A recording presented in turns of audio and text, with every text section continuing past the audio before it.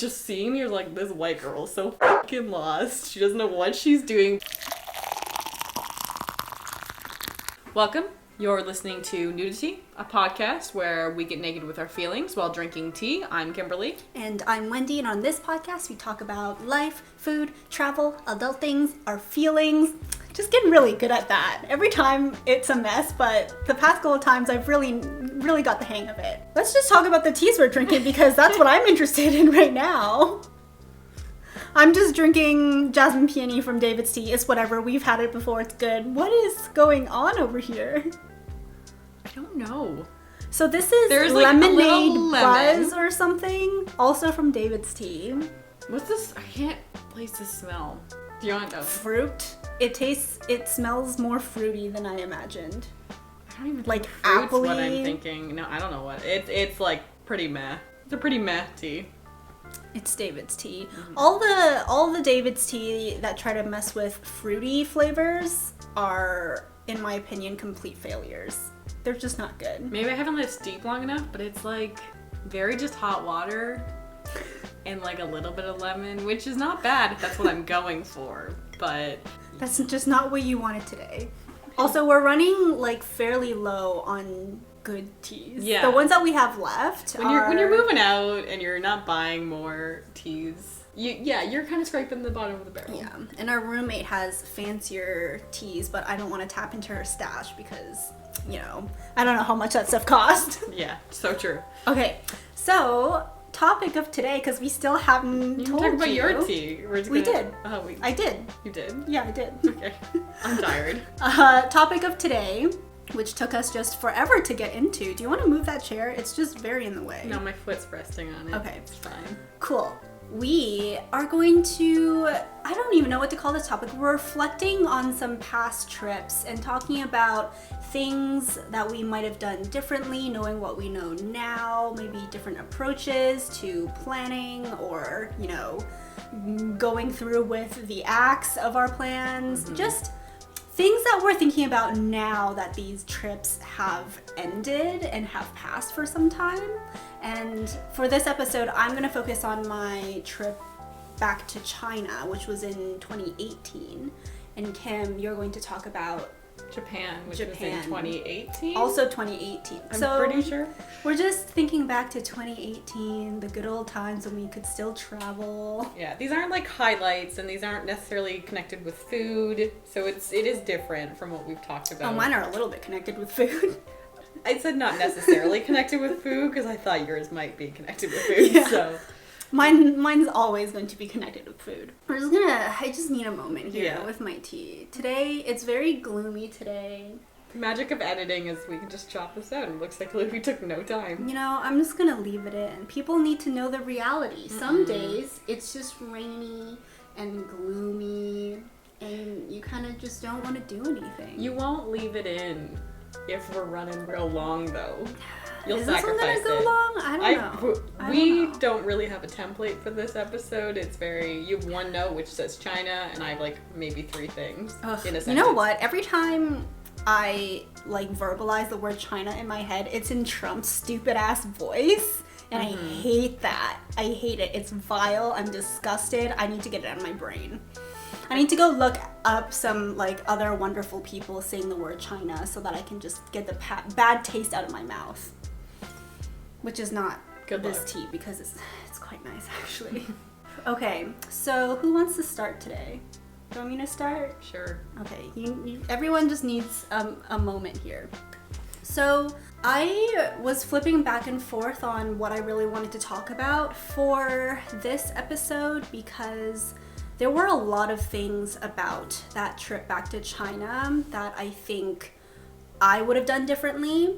However, the difference is I didn't plan that trip back to China. So that trip was purely for me to go back to see family members whom I haven't seen for like a decade.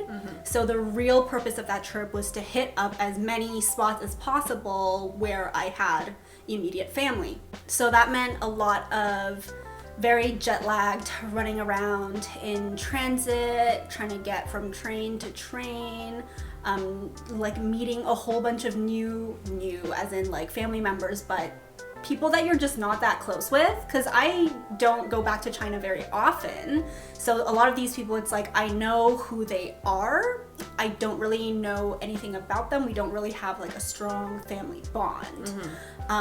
So I think that whole trip, for me, the main issue was I didn't feel like I had enough time to spend with anybody who really mattered. Like, I would have really liked to spend more time with my in-laws, which at that point weren't in-laws yet, but we stayed with them when we were in Nanning in their house. And even though we stayed with them in their place, and then they also traveled around with us for a little bit when I went to visit both of my grandmas, it still didn't feel enough. Like, I wanted to have a very deep bonding experience with them, but our schedule just didn't allow for that.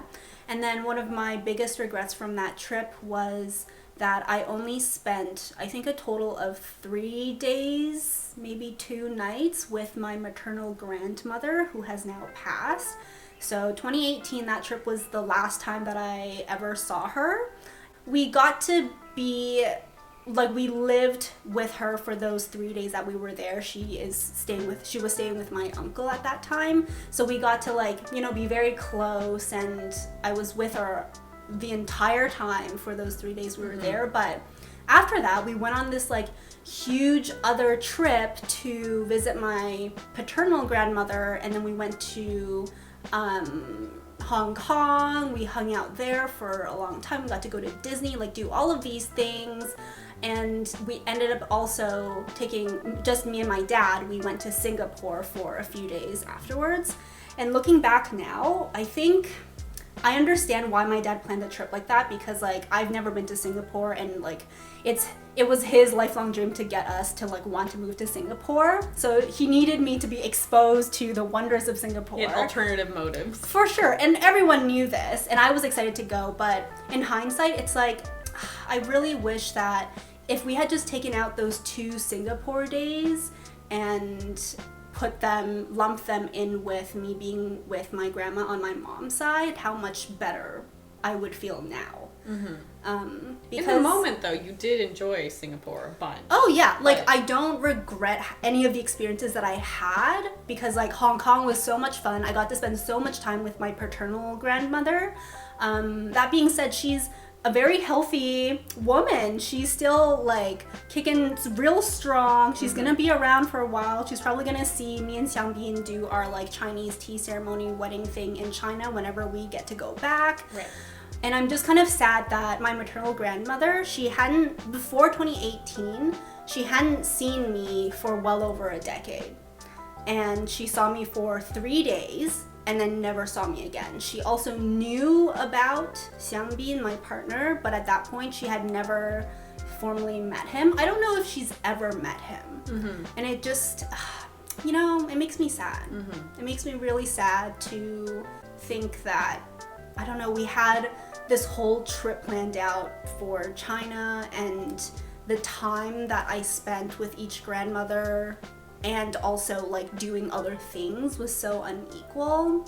And I wish that you just, like, evened it up a little bit better. Yeah, even then, like, when I was told of our kind of travel plans and schedule, I was like, oh, why am I only staying this amount of time with this grandma and then, like, doing all these other things? But again, at the time when my dad planned this trip for us, we didn't know what was gonna happen. It was just like, we only had 2 weeks. We needed to hit up 3 or 4 different cities, and also he wanted to take my cousins and my paternal grandmother on a trip to, like, the Hong Kong trip, because he wanted to thank my cousins for, like, being around and taking care of my grandma a lot. She's, like, just really fond of my cousins, because they're always, like, very doting on her. They're, like, you know, the wonderful grandchildren who stick around and are always home for the holidays. So he was like, you know, he's really appreciative of that. So he wanted to take everyone on this trip. So I get that, and I know that these decisions were made at a very different time, and they were made with, like, other things in mind. But at that point and now, I just wish that I had more time with my maternal grandmother. Because after that, my mom stayed with my grandma for a while. and then she went straight back to Canada. Or did she stay for longer? I don't know. My mom and I split paths at some point. And then, like, I don't think she got to stay with my grandma for a very long time either. And I'm sure that she also is sad about that. And obviously, I think your father planned most of the trip, would you say, Wise? Yeah. Do you think, looking back, would you have been able to talk him into being like, hey, should we do this and this? Do you think he would have been pretty okay with just changing around the timeline, or do you think that was pretty hard set in his mind that he was going to do it this way? My dad's pretty, like, highly OCD, so once he gets, like, ideas into his head or once he has his own type of plan, I generally don't try to, like, mess around with that because he just gets very riled up, and there's no need for that, really, unless it's, like, something that I'm really keen on. So at that point, I wasn't really even thinking about it. It was like the first year into my PhD. I had a lot of things going on, and I was just like excited for this time off and to see everyone again.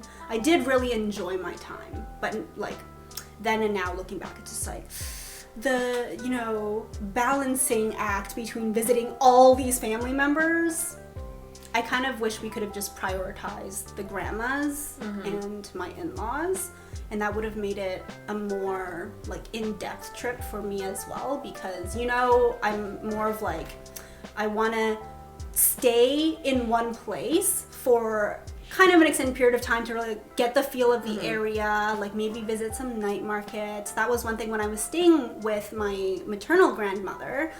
My uncle was like, oh, like we should go and hit up the local night market. And we just never got to do that because we like had already planned out all our meals and all our things that we were going to do while I was there. Right. And we just never got to it. And it's just like... That's the problem with sometimes over-planning trips. Yeah. If you're fine with just a very scheduled trip and you're like, I need to know, I need to hit up this and this and this, and once you leave, you're fine with never having been a little bit spontaneous. That's fine. If that's how you travel, that's how you travel. But Yeah. do you think as we get older, we like to stay in one place longer? And when you're younger, you're like, I gotta do that Europe trip. I'm gonna go to here and here and here. I'm gonna look at 5 cities in 3 days. Like, I don't know. I feel like my parents and also my partner's parents are like the exact opposite, where when they go on vacation, they want to do the thing where they hit up as many places as possible. And I'm kind of like, I just want to stay in one place for like a week and not move. I'm the same way. Yeah. So it might just be a personality thing, I guess. I think it's just a personal choice. Yeah. And then I guess the only other thing about that trip was my masters really came back to haunt me during that time, because there were a few days in between where I was with one of the grandmas and we didn't have Wi-Fi because it was like more in the countryside. And like, what is my grandma gonna do with Wi-Fi? She doesn't need Wi-Fi. She goes out and tends to her garden every day. So we just didn't have access to Wi-Fi. And I came back to the city after that, and I had all of these just not super feel-good emails from my previous supervisor, basically like telling me off for not being responsive because these reviewers had gotten back to us about a manuscript that we had submitted, and then they needed like these edits by a certain deadline, and it was already past the deadline, and she was just like blah blah blah. And I was when just she was emailing you were already in China? Yeah. Okay. And she didn't know because I was already in my PhD, so it's not like I have any obligation to report to her when I'm going to be on vacation. And we don't know when the reviewers will get back to you. It's not like they have a deadline. But by the time I got back, it was already past the deadline. So I had to send out like this frantic email to her being like, well, I hope you apply for an extension to the deadline because I just got back to a place with internet and I can't deal with this immediately. And then the comments were also super stressful from the reviewers. So it was just like, it really took a lot of fun out of that trip, because for the next, like the rest of the trip, which was the next week, aka 50% of my remaining time on vacation, was me trying to be like, you know, yay, family time, but also like every moment I had like in the hotel, any downtime I had was like me trying to figure out these manuscript edits, and it was just like such a bummer. Yeah. I wish I had enough strength at that point to be like, I'm on vacation. I'm off the grid for the next week and a half. Apply for that extension. Bye. Yeah. You know, so I really wish I didn't let that affect me. But, like, it always does. It always does when your, like, supervisor or even ex-supervisor comes at you and it's just like, you need to get this done. And you're just like, okay. I kind of had forgotten about your ex-supervisor. Because this one's been, your PhD one has been so lovely. Yeah. And is amazing. My PhD supervisor has been amazing. And, you know, everyone from my previous lab, we're all suffering from a little bit of PTSD. I can now open emails without, you know, my heart rate going way up and me breaking out in a cold sweat. So I think I'm in a good place. I would say so, yeah. Yeah, I think I've really healed. Yeah. Fortunately, you can't go back in time and, like, really necessarily change that unless you were emailing her and being like, hey, I'm off the grid. You literally can't contact me. But you're a master's. You're still trying to, like, very much appease your advisor or your supervisor. And it can be hard. And especially with her personality. Yeah. At that point, I should have just been like, do I really need your reference for anything in the future? No? All right, bye. Like, that's what I should have known to, like, be able to do at that point, because it's just like I hadn't seen some of these family members for a decade and more, so it's like I really needed this time to hunker down and be with my family, and I just, like, couldn't really enjoy my time. I remember there was one day in Hong Kong where my dad was bringing my grandma and my cousins back to the train station to get from Hong Kong back to Shenzhen. And he was gone for a while, and that entire time, it was like 3-4 hours, I was just like non-stop working. Yeah. Completely skipped a meal, which is like, I was in Hong Kong. You made me skip a meal in Hong Kong? How even It's about the worst thing you could make Wendy do is miss a meal. It's okay. My dad and I really made up for it that night. Okay. Yeah. That's good. We good. We're not good, actually. But, you know, I'm semi over it now. Still a little bitter. Okay, so I think that's all I've got. Okay, so just a refresher, went to Japan for 5 weeks. One of my friends, Ben, he was with me for the full 5 weeks, and then Galen showed up with 2 weeks left. And this was happening right after I was working full-time and also volunteering my time with a theater company called Productions. And so I was very, very busy beforehand. I think looking back on it, I do like a semi-structured vacation travel time but like not too structured. I've learned that through like traveling with my sister and whatnot.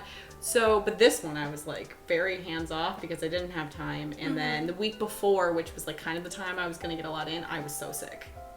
Oh, I was wiped out. I forgot you got sick right before. I was like, thank goodness this is at least a week before I go because I'll probably be good at that time. But I was just suffering from minor lung damage at that point. Basically. We went to too many temples and we went to too many gardens. But that's what kind of happens when you have 5 weeks. We kind of did like 2 things a day most times, and it would be like, oh, where do we want to go? And the Wi-Fi situation is good there, but also not as good as we expected because we had a portable Wi-Fi with us that came with our Airbnb, but it like slowed right down after a few days. We kind of thought it was unlimited, but they like scaled back our speed. So it wasn't as reliable. We ended up going to a internet cafe a few times to do like booking accommodations in other places and kind of doing our research. So, and I had to end up buying a phone plan, which I thought I could get away with because the Wi-Fi is always kind of praised over there. You can get Wi-Fi anywhere. You can't. I also had an older phone. So I think that was actually a huge problem was because of how old my phone was. So looking back on that, I kind of wish we had done a little bit more research. And Ben on his end had done research in his defense. But kind of narrowing down which temples we really wanted to go see and which gardens we really wanted to hit up, and maybe focusing more on like, we're just gonna eat all of today and then walk around. Not that we didn't do that, but there's just things I kind of wish we had done. Like really, like said, we're gonna be super spontaneous this day, but then these days are gonna be a little more structured, or we're gonna hit these things up. And because by the time Galen came, he hadn't experienced the gardens or the temples, but unfortunately, we had kind of done a lot of that. We had 3 weeks before that, right? And we were in Tokyo, and so we got really comfortable with Tokyo. And Tokyo's so big, there's always stuff to do. So I think if I had done a little bit more research, we could have really pinpointed some really awesome things. We had a great time. That's not saying we wasted our time, because we didn't. And I look back on it and I was like, even though that was so loosely structured, I'm still happy with it. I do wish we had gotten our Japan rail pass before we left, but again, I was very wiped and I wasn't really sure how we want to go about it. Because we got to the country and they were like, we'll just ship it to our Airbnb, which was like an apartment that we had for the full 5 weeks, and it'll be fine. We did that, except for we kind of delayed it a little bit too much, and so I was super stressed out because we needed to like leave and go to Nagoya the next day, and I was like, what if it doesn't come? And we were trying to make sure that we were there when the courier came. We missed them the night before. Great. So because the projected time was like 5:30 at night, and men are like, oh, we have so much time, we'll leave. We didn't even do that much stuff in the day. We came back, they'd already been there. And I was all like, this is harder because we don't own this place. We don't know when they're gonna come back tomorrow, and we had planned to like go hike Mount Kaio, I think, and then we were gonna go to Nagoya.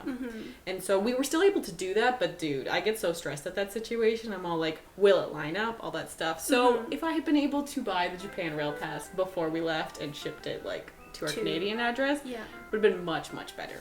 Yeah. The other thing is, with this whole Wi-Fi situation, my brother Lynn, he was gonna come visit me for 24 hours. He actually reflects and he says he wishes he had stayed longer. He's like, why was I so in and out so quickly? Yeah, I don't know. I think he thought he had to get back to teaching, and he was really only coming out of the country to visit me, but also to, it's visa purposes. He needed to leave the country and come back. Okay. So it's all like, oh, I can do this, visit Kim. So, but we really like packed our day. So he's flying in the night before, and I'm like telling him, okay, go here, go here. I sent him a screenshot of Google Maps and be able to like get off like, you know, at this station. However, I was dumb and I didn't look at the Google Maps properly because I told him to go to Shinjuku station, but he actually, the Google Map told him to go to the next station, and I didn't realize that. And I said, oh, I said Shinjuku in the text message or the message. He'll know to stop at Shinjuku. And I told, like, we were very much like, okay, you need to be here, I will be here. Message me, I guess, if you can. But on his end, he also had an old phone. Barely worked, honestly. So technology-wise, it was not good. I could have done better on my end. I just remember, so I'm sitting in like Shinjuku station, which is very, very busy, and I told him very specific directions. I will be right here. You need to look out for me, all this stuff. And I went at like 5 p.m. and I think he was actually like in Japan and at that station since like noon or 2 p.m. He was there really early because I thought he was gonna have a really hard time getting through the airport and then getting to Shinjuku because when Ben and I came in, holy shit, it took forever. We were in that airport forever and in the longest line, but no, Lynn just like, I guess just breezed the time he came and just like it wasn't very busy and he just easily got to the station that I didn't expect him to be at. And he couldn't really message me because he didn't really have Wi-Fi. And even when he did, we could only use Facebook Messenger, and then we also could sometimes only get it through our sister, one of our sisters. It was really weird. Like, Lynn also made like a Facebook post being all like, Kim, if you see this, oh my goodness. I'm here, I'm at the McDonald's. Not a good choice to pick McDonald's. There's a bunch of McDonald's. He's like, a McDonald's right across from the station. I'm all like, there are so many McDonald's outside of Shinjuku, and there's so many like east, west, north, south. Like, it's crazy. Like, if you don't know how busy Shinjuku station gets, and it's the train subway station. Yeah. It's so busy. So I'm trying to find Lynn. I'm getting messages from one of my older sisters being all like, okay, so she's like trying to mediate between us two because for some reason I can't fully connect with him. Oh, so he, being who he is, and he's traveled so many times, he's very like relaxed. Obviously he's getting a little worried, but he's, you know, trying to ask people like, oh, where's this? And our Airbnb, not super easy to find. Anywhere in Japan, if you're not used to it, it's not super easy to find because it's done by wards and they're not really numbered, like ascending order or anything like that. So Lynn's trying to find a place. He actually did find it at one point, but here I am trying to hit up all the like McDonald's. I'm in Shinjuku station. I'm legit crying.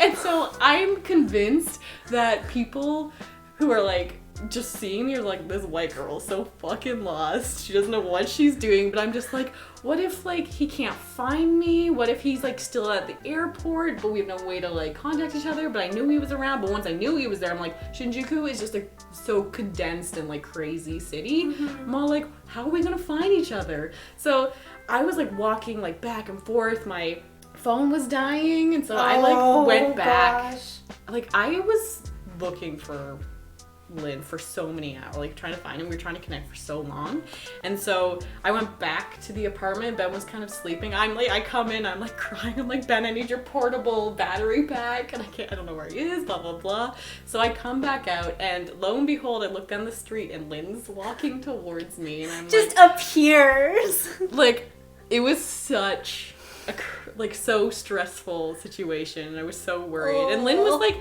I'm gonna have to find somewhere else to sleep. Like, he was literally like, I'll hit up, you know, one of these hotels, or, you know, he would have figured out something, but I would have been like up all night being all like, where the fuck is he? He's gone. And so we were able to, like, we obviously laugh about it now. I just remember just feeling so much dread and worry and just like crying so much, and he was worried in his own way, but Lynn's like, God will figure it out. He's very Of course. It'll be fine. Of course. So he was there. I can't remember, like, the timing was perfect for me to, like, leave, because I was probably gonna go back to Shinjuku Station. He was coming, like, from the other end. And so, it was super late night, and then we had to get up early in the morning because we had, like, things we wanted to do and stuff like that. But so in hindsight, I would have looked at the directions I sent him more. I would have, like, I don't know, with our phones, I don't really know what to I feel like I just didn't expect Wi-Fi to be so dodgy in Japan. I think it's just how old my phone was, honestly, and then, like, Lynn's was older than mine, so It's your fault. So looking back on that, I wish I had handled that situation a little bit better and gone to the right station. And honestly, having him go to that station was so much better anyway, because there's one exit. And I just, at that point, I was just like 2 weeks in, Ben and I were so comfortable with Shinjuku Station, because we'd been there, like, that's such a hub for transferring that's what we were familiar with. I was like, I know how to direct him. I'll see him right there. It's actually a little bit closer walking wise, so.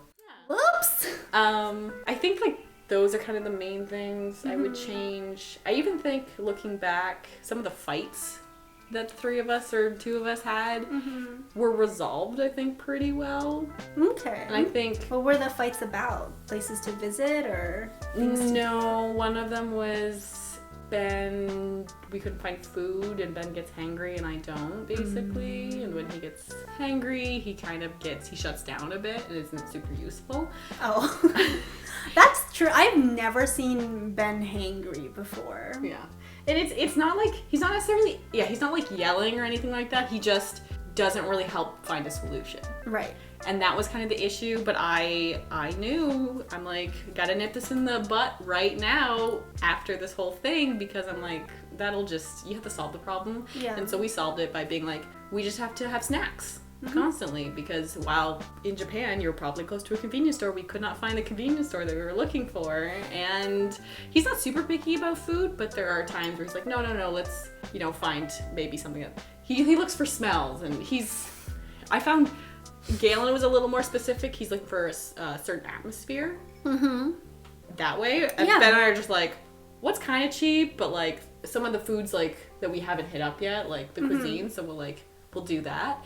So he was good about that. He like fixed it, and then like Galen kind of had that similar thing. Or before we headed out, he's like, you got to bring snacks. So like Ben was just relaying that wisdom to Galen. So that was really cute. There was a situation where we went to Ghibli Studio Museum, and we also were heading north that same day. And the problem was, because we had to go to Ghibli Studio that day, it delayed us getting up north, and then the JR Japan Rail bus that would have easily gotten us to our next Airbnb wasn't running at a certain point late in the evening. Great. So we had to, kind of on the fly get there, and we got as close as we could, but then we had to take a taxi, and that taxi was expensive, and there was just a disagreement with Galen maybe saying comments, and this had kind of come up a little bit, but I like let it go, and then I ended up kind of getting mad at him, or like having a talk with him literally on his birthday. Oof. But at that point, I'm all like, I don't want to be stewing over his whole birthday. Yeah. So we talked about it in the morning, and he was pretty receptive. I'm sorry if I, Just calling you guys out right now. Oh, and I wasn't perfect at all either, for sure. And because there was a time where I got mad at Ben in the airport on the way back because I hadn't slept. And he was just trying to, like, lighten the mood. And I was like, Ben, I'm too fucking stressed out right now. You just cannot talk to me. And I know what you're trying to do, but it's not helping. Mm-hmm. And that's unfair of me because he's just trying to be like, things will work out. I'm all like, you don't know that. So, but... yeah, I didn't handle it, like, super well, and there's just always things that we all have our tropes, you know? For some people, it's being hungry. Other people, it's not enough sleep. You know, we all snap at different things. Oh, and there was also this thing, I didn't even know it was, like, it affected Ben so much, because we were having a discussion in, like, Hirosaki Park, I think, and we were talking about, like, spaghetti and how I think it's pointless. We call it the spaghetti incident in our friendship, and we laugh about it now because it's so stupid, but...